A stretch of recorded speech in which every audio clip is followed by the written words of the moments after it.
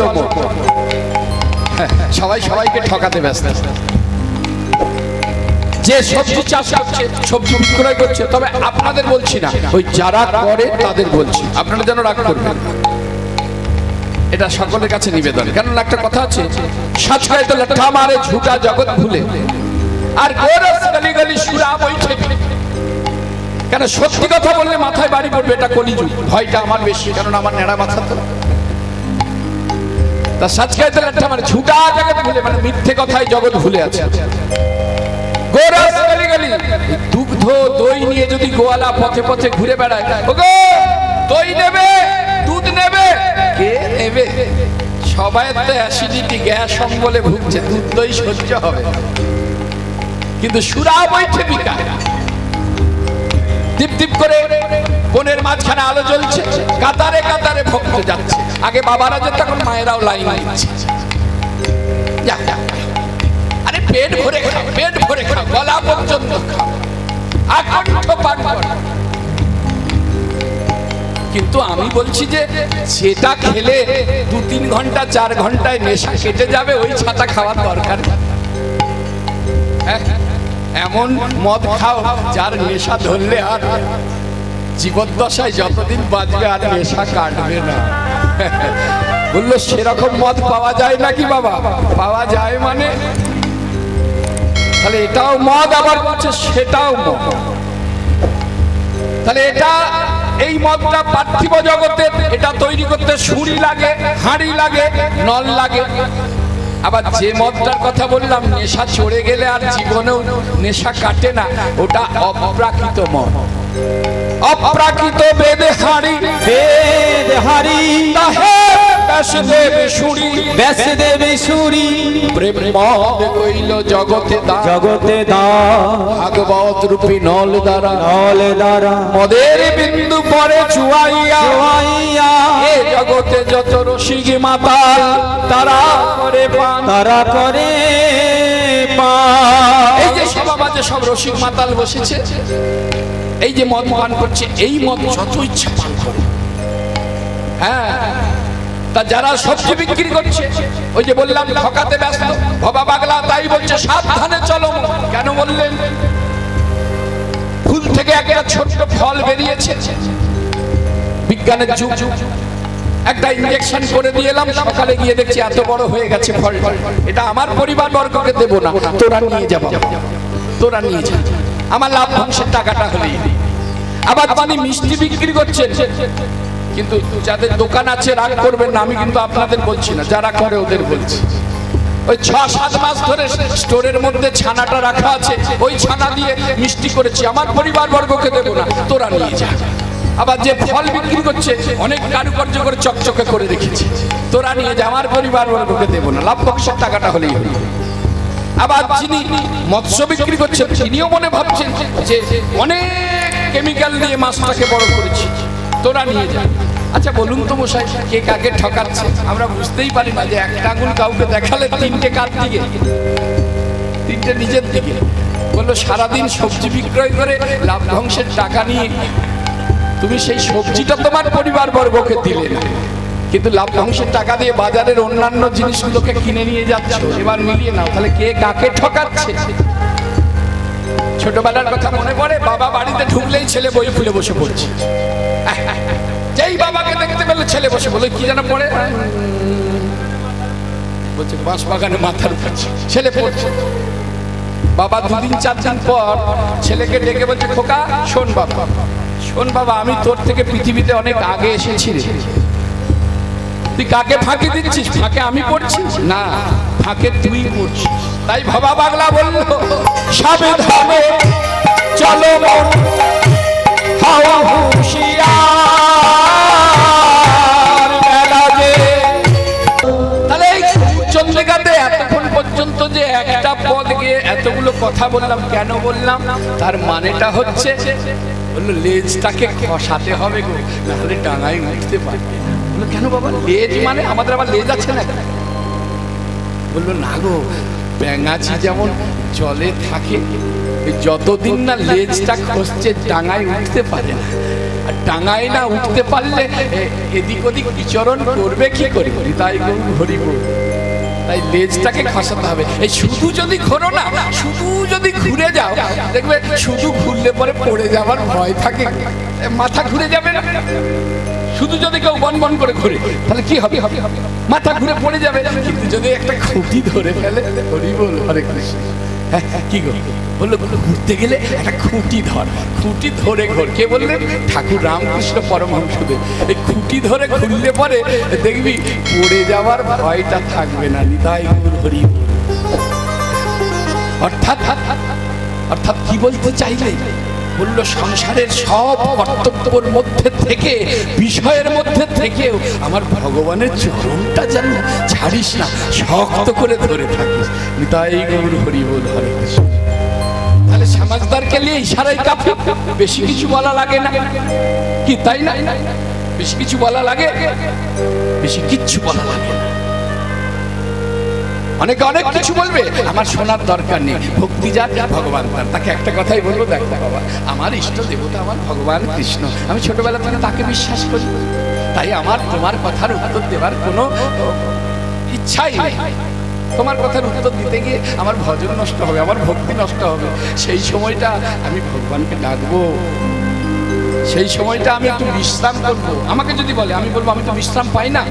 কেন? একটা দিনও বিশ্রাম দেয় না ভক্তরা। মিথ্যে তো বলতে পারি না, হয়তো বিশ্রামের জন্য একটা ফাঁকা রেখেছি। বাবা ওই ডেটটা ফাঁকা আছে না? বাবা ফাঁকা তো নেই। এইবার যখন দুম করে ভক্ত বললো, বাবা এই মাসে আপনার কবে ফাঁকা আছে? তখন এবার আমি কোথায় যাব? তখন তো আমাকে বলতেই হবে যেটা ফাঁকা আছে, কারণ মিথ্যে তো বলতে পারবো না। বাবা ওইটাতেই করবো, আপনি আসুন। তাই বিশ্রাম হয় না। তাই তোমার ওই ফালতু কথার উত্তর না দিয়ে যদি একদিন আমি সময় পাই, 1 ঘন্টা সময় পাই, আমি বিশ্রাম করবো। তাই গৌর হরি বল। আজকে আমার গৌর হরির আচরণটা দেখো। পূরব সমরে লীলা গৌরাঙ্গ রায়, মুরলী শব্দ করি বদনে বাজা। তাহলে বাবা এখানে তো বৃন্দাবন নয়, বাঁশি কোথায় পেল গৌর হরি? না গো, বাঁশি পাইনি। এই আমরা ছেলে পুলেরা দেখবেন ঠোঁটের দ্বারা একটা সুন্দর আওয়াজ বার করি না, ওটাকে কি বলে? শিশি দেয়া বা সিটি দেয়া বলে। আমার গৌর হরি ওই রকম। সে অনেক ছেলেরা দেখবেন মানে সিটি দিয়ে গান করে না, আমার গৌর হরি ওই সিটি দিচ্ছে। এখন এটা একটু শুনতে খারাপ লাগলো, কারণ কলেজের প্রফেসর যদি কলেজে প্রবেশ করছে, সেই সময় যদি শীষ দিতে দিতে ঢোকে, তার শিষ্যরা বলবে বাবা কি মাস্টারের পাল্লায় পড়লাম। কিন্তু সে চ্যাংড়াদের মতন আছে। আমার গৌর হরির জন্য আজকে সেই রকম আচরণ। ওই সিটি দিতে দিতে আমার প্রভু কি করছে? মুরলীর ধ্বনি করছে। হ্যাঁ, মুরলীর ধ্বনি করছে। আর সেই মুরলীর ধ্বনি শুনলেন কে? না, মুরলীর ধ্বনি শুনলেন প্রাণের গদাধর।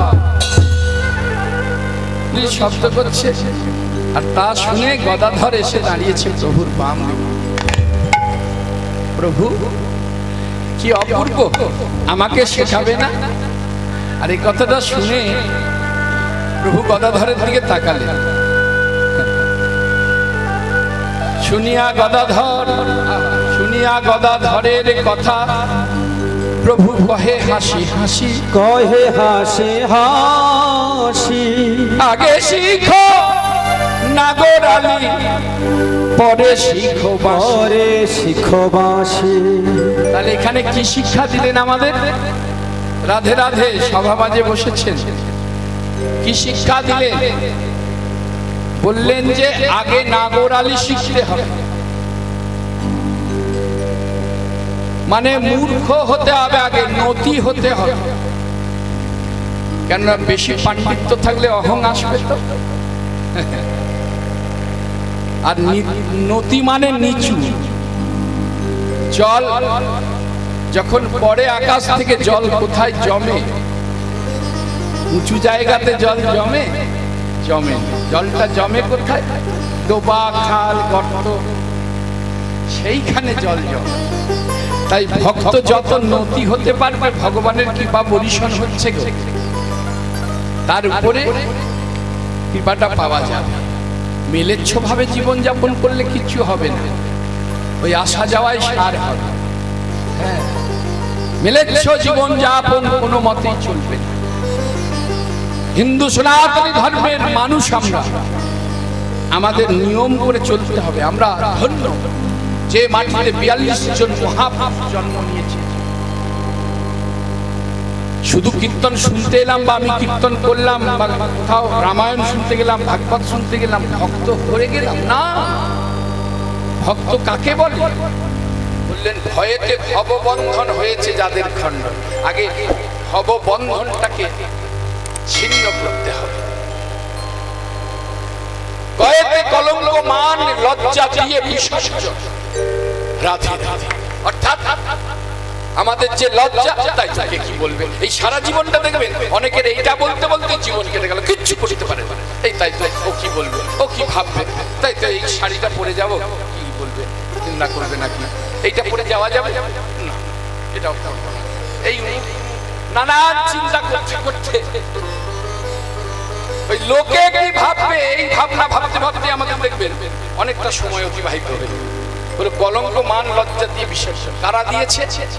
আহা, লক্ষ্য করে দেখবেন, যাবেন কুম্ভ মেলা, বৃন্দাবনে যাবেন, দেখবেন কলঙ্ক মান লজ্জা তাদের নেই। বহির্বাসটাও আমার ভগবত চরণে নিবেদন করে দিয়েছে। কেউ কেউ বহির্বাস কেন, অন্তর্বাসটা আমার ভগবত চরণে নিবেদন করে দিয়েছে। বললেন যে কয়েতে কলঙ্ক মান লজ্জা দিয়ে বিসর্জন, তয়েতে তন্ময় সদা হরি গুণগানে।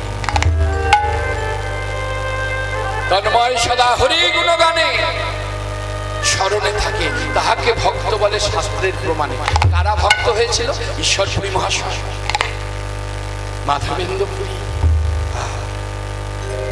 স্বামী বিবেকানন্দ, গিরিশ ঘোষ, এদের কথা স্মরণ করতে হয়।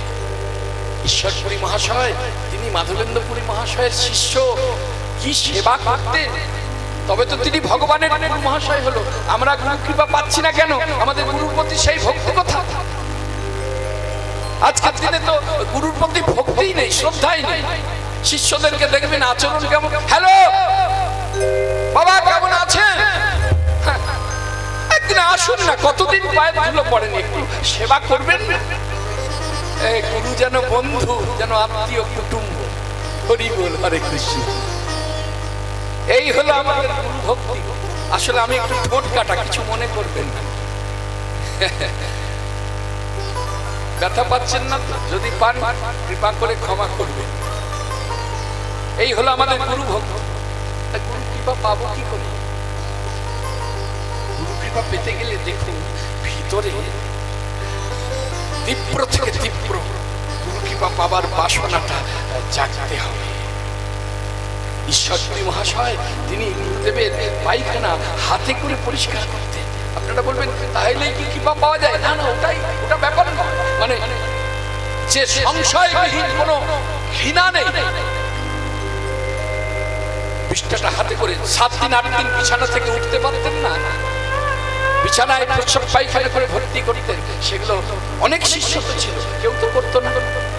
সবাই শুধু ভাবতো আমি গুরুর প্রিয়, আমি গুরুর কাছে, আমি সব থেকে ভালো, এটাই ভাবতো। কিন্তু ঈশ্বরপুরী মহাশয় তা ভাবতেন না। তিনি কি করতেন? সেবা করতেন। তারপরেও ভালো ভালো সংস্কৃত পাঠ গুরু মহাশয়কে শোনাতেন। আর মুখে কিছু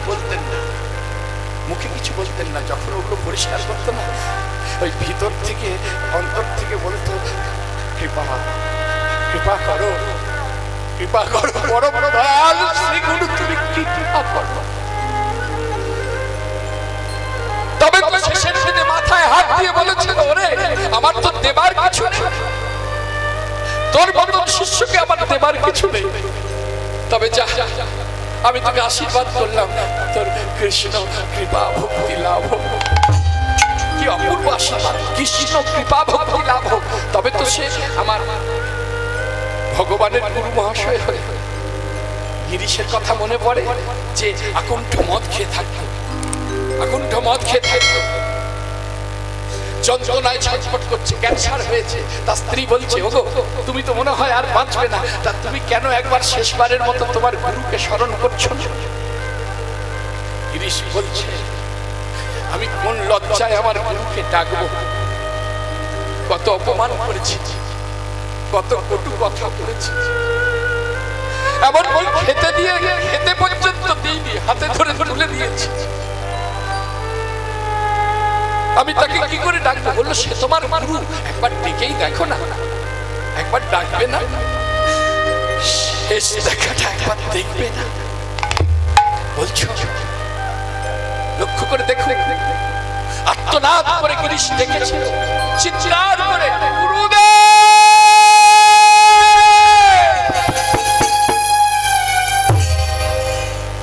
এক ডাক,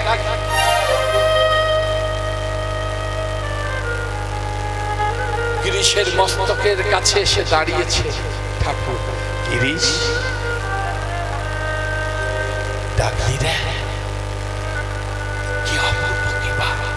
গিরিশ, ডাকলি রে, গুরুদেব তোমার এত করুণা, এক ডাকে তুমি এলে। গুরুদেব, আমি আমি আজও মদ খেয়েছি, আজও মদ খেয়েছি, অনেক মদ খেয়েছি। খাবি তো? খাবার জিনিস খাবি না রে?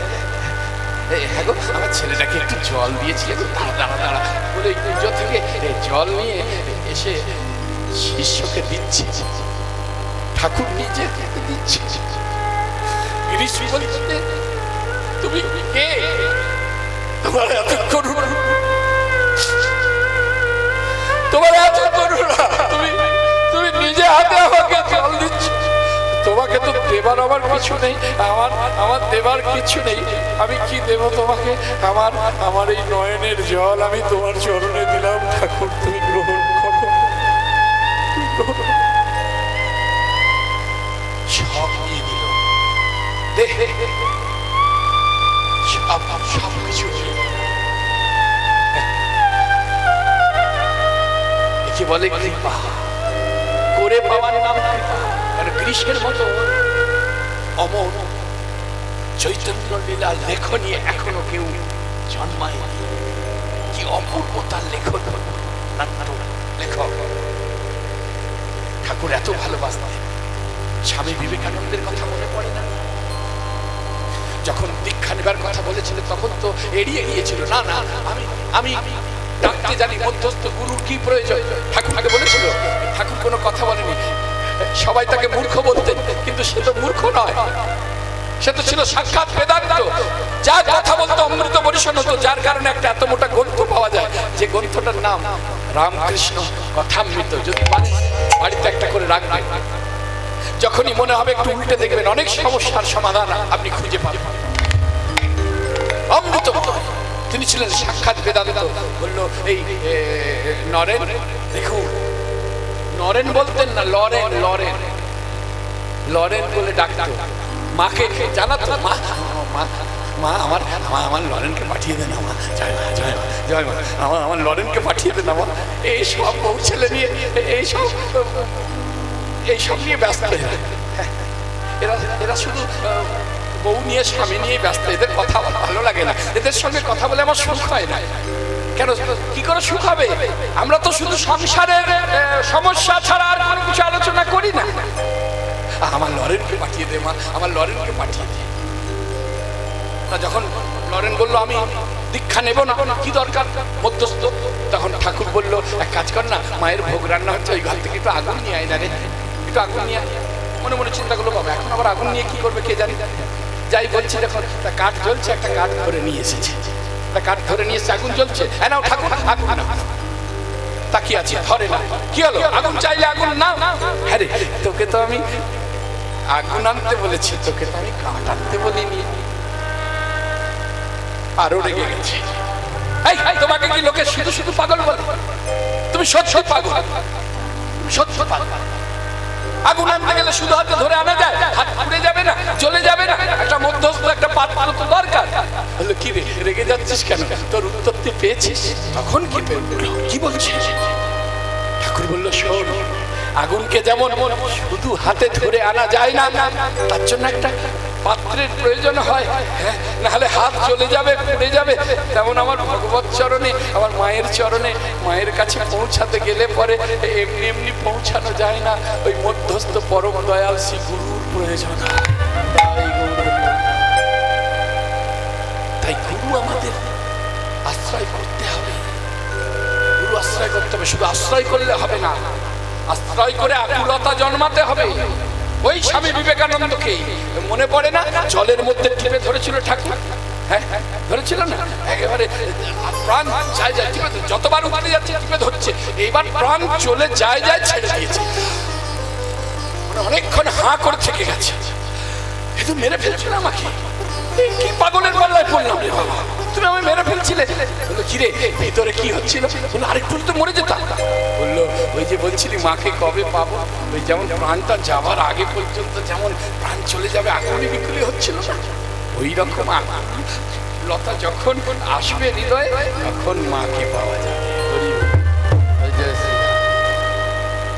খালি ধরতে হবে, ধরতে হবে।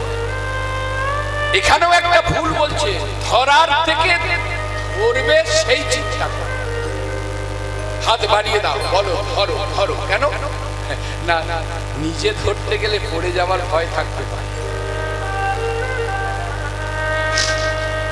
বেড়াল দেখেছো? বেড়াল, এই বেড়াল চেনো মায়েরা তোমরা? বেড়াল চেনো?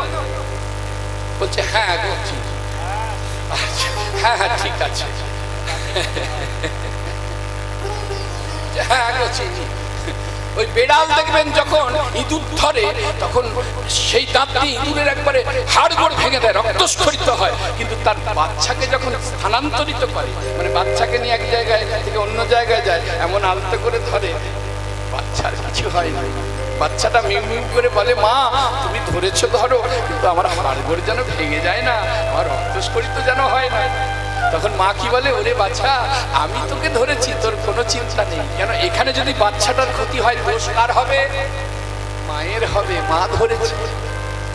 আবার দেখো বানরের বাচ্চা তার মাকে কি করে, আকার করে ধরে না, এখানে মা ধরে না ছেলে ধরে, ছেলে মাকে ধরে।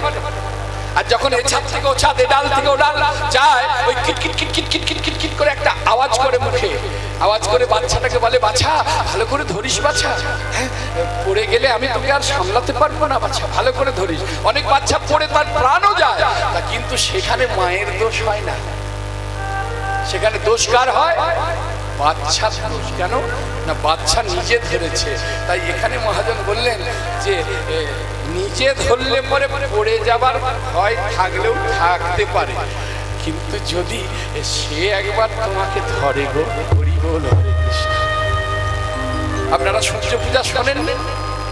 সূর্য পূজাতে যে ঝুলন লীলা, সূর্য পূজাতে যে 8টা পালা হয়, সেই সূর্য পূজাতে ঝুলন লীলাতে যখন দোলনা তৈরি করে যখন ঝুলাচ্ছিল, ওখানে একটা পদ আছে না? কি পদ আছে? ঝুলনায় উপরে নাগর নাগরী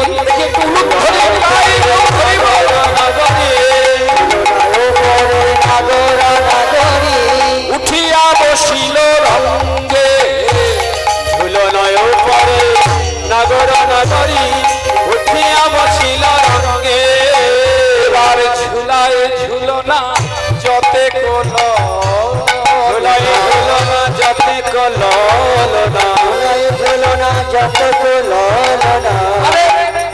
ঝুলনায় বসেছে আর সখীরা কি করছে?